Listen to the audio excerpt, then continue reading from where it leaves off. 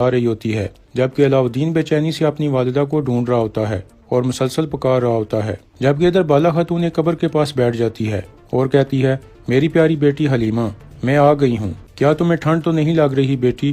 اتنے میں علاؤدین وہاں پہنچ جاتا ہے اور اپنی والدہ کو دیکھ کر روتے ہوئے کہتا ہے، حلیمہ مر گئی والدہ، لیکن بالا خاتون اس کی بات نہیں سنتی۔ علاؤدین دوبارہ کہتا ہے، حلیمہ مر گئی مگر آپ نہ مریں والدہ۔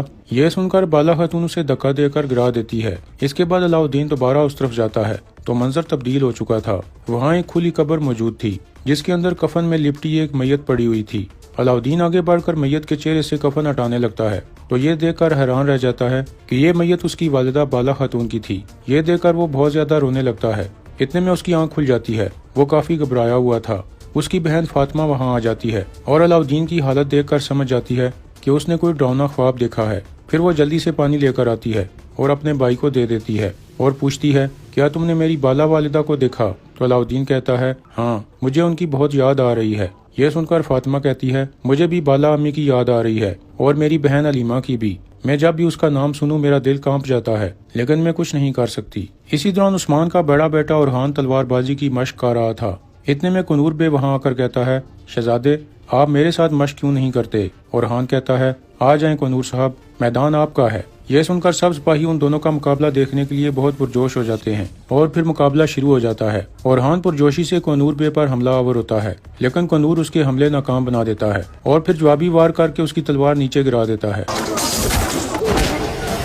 اورحان کافی غصے میں آ جاتا ہے تو کنور ایک پانی کا گلاس لے کر کہتا ہے، اپنے غصے پر قابو رکھیں ورنہ یہ آپ کو کمزور کر سکتا ہے۔ یہ کہہ کر کنور وہ پانی اورحان کے چہرے پر پھینک دیتا ہے، جس کے بعد اورحان مزید پرجوشی سے حملہ کرتا ہے اور کہتا ہے، ہم اپنے غصے کے غلام نہیں ہیں بلکہ ہم اس کے حاکم ہیں۔ لیکن اتنے میں کنور بے حرکت میں آ کر اسے قابو کر لیتا ہے اور پھر کہتا ہے، تجربہ ہمیشہ مہارت کو شکست دیتا ہے۔ تو اورحان کہتا ہے، ٹھیک ہے، لیکن احتیاط ہمیشہ تجربے کو شکست دیتی ہے۔ کنور نیچے دیکھتا ہے تو اورحان نے اس کے سینے پر خنجر رکھا ہوا تھا۔ پھر اورحان کہتا ہے، آپ ہی تھے جس نے مجھے سکھایا تھا کہ ہر وقت ایک خفیہ خنجر اپنے پاس رکھوں۔ اس طرح مشق ختم ہو جاتی ہے اور وہ دونوں ہاتھ ملاتے ہیں۔ پھر کنور کہتا ہے، آپ بہادر ہو گئے ہیں میرے شہزادے۔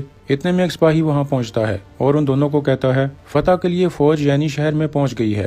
دوسری طرف عثمان صاحب ایک بڑے سے ڈھانچے کو دیکھ رہے تھے جو دراصل بورسا کے محل کے نقشے پر بنایا گیا تھا۔ پھر عثمان صاحب کہتے ہیں، وہ اپنے ارد گرد کے قلعوں پر بھروسہ کرتے ہیں، وہ اپنے آپ پر غرور کرتے ہیں۔ پھر مالون خاتون ارد گرد کے قلعوں کے نام لینے لگتی ہے، کیتھے، اترانوس اور کیسٹل۔ جب یہ 3 قلعے فتح ہو جائیں گے تو پھر بورسا کو ہم سے کون بچا سکتا ہے عثمان صاحب؟ عثمان صاحب کہتے ہیں، کوئی بھی نہیں، اور وہ یہ بھی جانتے ہیں، اسی لیے وہ ہمارے اتحاد کو نقصان پہنچانے کے لیے ہم پر حملہ کرنے کی کوشش کر رہے ہیں۔ مالون خاتون کہتی ہے، وہ یعنی شہر پر حملہ کرنا چاہتے تھے لیکن اس کی قیمت انہوں نے اپنی جان دے کر ادا کی۔ عثمان صاحب کہتے ہیں، ان کی جان اس کی قیمت ادا کرنے کے لیے کافی نہیں، ہم ان کے قلعے بھی لیں گے۔ پھر مالون خاتون ایک تلوار اٹھا کر کہتی ہے، جب بھی جنگ ہوتی ہے میرا دل 3 ٹکڑوں میں بٹ جاتا ہے۔ اورحان اور علاؤدین بڑے ہو چکے ہیں اور مضبوط سردار بن گئے ہیں، ہم انشاءاللہ اپنا مقصد حاصل کر لیں گے۔ تو عثمان صاحب کہتے ہیں، ہم ضرور حاصل کر لیں گے۔ پھر وہ تلوار نکال کر کہتے ہیں، اے بورسا، یا تو تم یا پھر میں۔ اس کے بعد عثمان صاحب باہر صحن کی طرف آ جاتے ہیں اور اپنے سپاہیوں کو تیار کھڑا دیکھ کر کہتے ہیں، ماشاءاللہ، ہمارا ہدف کیسٹل قلعہ ہے۔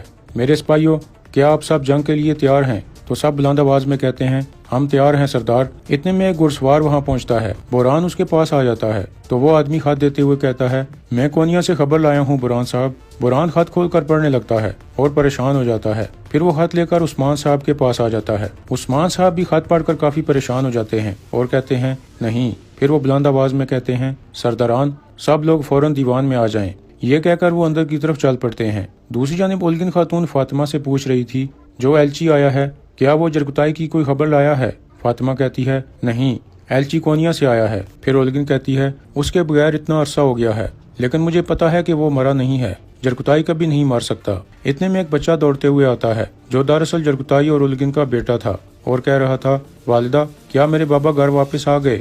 اولگن خاتون اسے دلاسا دیتے ہوئے کہتی ہے، وہ واپس آ جائیں گے بیٹا، फिर बच्चा पूछता है, वो कब आएंगे वालिदा? आप हमेशा कहती रहती हैं कि वो वापस आएंगे, लेकिन वो नहीं आते। ये सुनकर उलगिन उसे गले लगा लेती है और कहती है, वो वापस आएंगे मेरे बच्चे। दूसरी तरफ दीवान में उस्मान साहब कह रहे थे, सरदारान, मैं कैस्टल किले की फतह को मुलतवी कर रहा हूँ। हमारे लोगों को अब नए सुल्तान की जरूरत है, क्योंकि सुल्तान मसूद को जहर दे दिया गया है। यह सुनकर सब लोग परेशान हो जाते हैं। फिर उस्मान साहब कहते हैं, अब उनका बचना मुमकिन नहीं है। यह सुनकर कोनूर कहता है, इसका मतलब है कि एक बार फिर घोड़े हरकत में आएंगे, तलवारें चलेंगी और बहुत से लोग मारे जाएंगे, जब तक कि नया सुल्तान तख्त नशीन नहीं हो जाता। फिर उस्मान साहब कहते हैं, अब आप बताएं, क्या मैं अपने आप को इस ओहदे के लिए पेश करूं? बुरहान कहता है, मेरा अल्लाह गवाह है कि मेरा दिल चाहता है। मेरे उस्मान सरदार तमाम तुर्कों का सरबराह बनने के हकदार हैं, लेकिन हमें अपनी जगह मालूम होनी चाहिए। एक तरफ गर्मियान है जो कोनिया से भी ज्यादा मजबूत है, और दूसरी तरफ दीगर कबीलों के सरदार। यह सुनकर उस्मान साहब कहते हैं, आपके मुताबिक हमारी ताकत हमारे ख्वाबों के लिए काफी नहीं है। फिर कोनूर कहता है, बुरहान सरदार, तुम ठीक कहते हो, मगर हम ये जानते हैं कि कम ने ज्यादा के खिलाफ कामयाबी हासिल की है। इतने में बहिंदर बे कहता है, आप बिल्कुल ठीक कह रहे हैं कोनूर साहब, लेकिन हत्ता कि हम सब भी जमा हो जाएं तो ज्यादा से ज्यादा 10,000 घुड़सवार बनते हैं, और गर्मियान एक आवाज से 1 लाख घुड़सवार जमा कर सकता है। कराची सरदार अपने जहाजों के साथ कुंसुतुनिया पर कब्जा करने वाले हैं। गर्मियान अपने शिकार कोनिया के गिरने का इंतजार कर रहा है।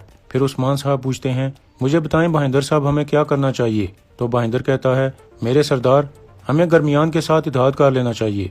हत्ता कि मैं तो कहता हूँ कि हमें उसकी हिमायत करनी चाहिए। यह सुनकर कोनूर और बुरहान उसकी बात पर एतराज करते हैं। तो उस्मान साहब कहते हैं, यह मशावरती मजलिस है सरदारान, यहाँ हर कोई अपनी राय का इजहार कर सकता है, इन्हें अपनी बात मुकम्मल करने दें। बोले बहिंदर साहब। इसी दौरान बाहर मालूम खातून कह रही थी, सिपाहियों, अस्तबल वालों से कहो कि शहजादों के लिए घोड़े तैयार करें। यह सुनकर फातिमा हैरानगी से कहती है, वालिदा, अभी तो दीवान खत्म नहीं हुआ और आपने पहले ही हुक्म जारी कर दिया। क्या बाबा ने हुक्म दिया है? तो मालूम खातून कहती है, मैं बरसों से उनकी बीवी हूँ बेटी, मैं तुम्हारे बाबा को अच्छी तरह से जानती हूँ। जहाँ तक मैं जानती हूँ, ये एक मुश्किल और लंबा दिन होगा। अंदर दीवान में उस्मान साहब कह रहे थे, बुरहान सरदार और अलाउद्दीन सरदार, आप दोनों अपनी राय दें।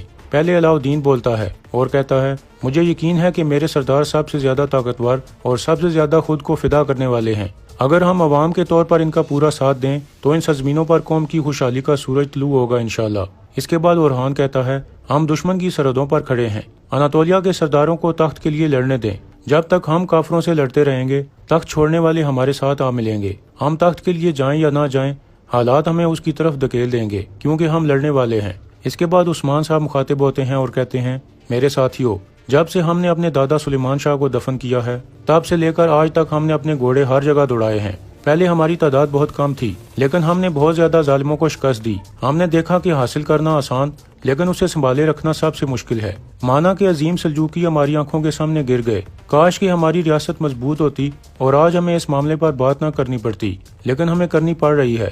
इसलिए लड़ाई और तख्त का दावा दोनों हमारे होंगे। अब एक नया दौर शुरू होगा। ये मुश्किल होगा, लेकिन ये नया दौर हमारा होगा। अब तुर्कों के नए सुल्तान को चुनने की जदोजहद शुरू हो चुकी है। हम जालिम का मुकाबला करेंगे, लेकिन अगर दूसरे कबीलों के सरदार हमारे लिए परेशानी का बायस बने तो हम उनसे भी लड़ेंगे। अलाउद्दीन, रात से पहले तुम कोनिया पहुंचो, सुल्तान मसूद तुम्हें एक अमानत देंगे। और हान, बिजांतीनी सरहद के पास कुछ बाशी बुजुर्ग घूम रहे हैं, उन्हें हमारी सफ में शामिल करने के लिए रवाना हो जाओ, क्योंकि ये मुश्किल वक्त किसी अफरा तफरी को बर्दाश्त नहीं कर सकता। और बुरहान, तुम सब सरदारों को खबर भेज दो कि मैं अपने फैसले का ऐलान 2 दिन बाद की दावत में करूंगा। इसके बाद उस्मान साहब खड़े हो जाते हैं और कहते हैं, अब वापस जाने की कोई सूरत नहीं, कोशिश हमारी है और फतह अल्लाह की।